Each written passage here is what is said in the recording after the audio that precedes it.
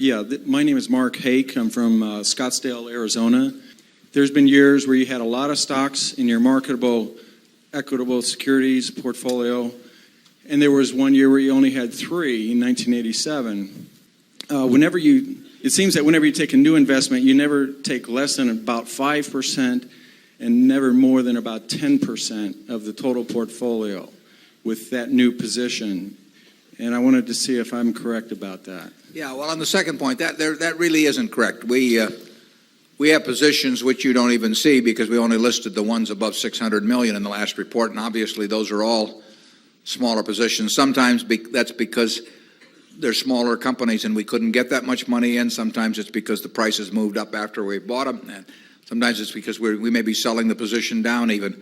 But so there's nothing magic. We like to put a lot of money in things that we feel strongly about. You know, on a personal portfolio basis, you know, I own one stock, you know, but it's a business I know, and it leaves me very comfortable.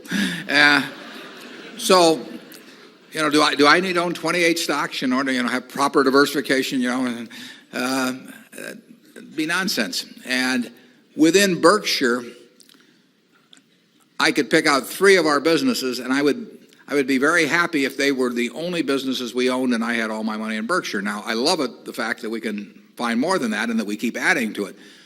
But 3 wonderful businesses is more than you need in this life to do very well. And with a wonderful business, Coca-Cola is a great example. A lot of fortunes have been built on that. And there aren't 50 Coca-Colas.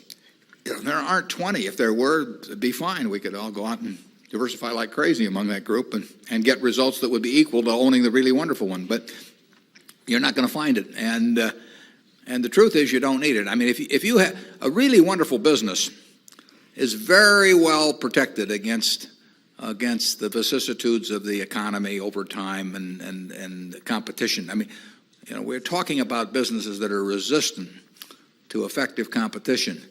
And 3 of those will be better than 100 average businesses.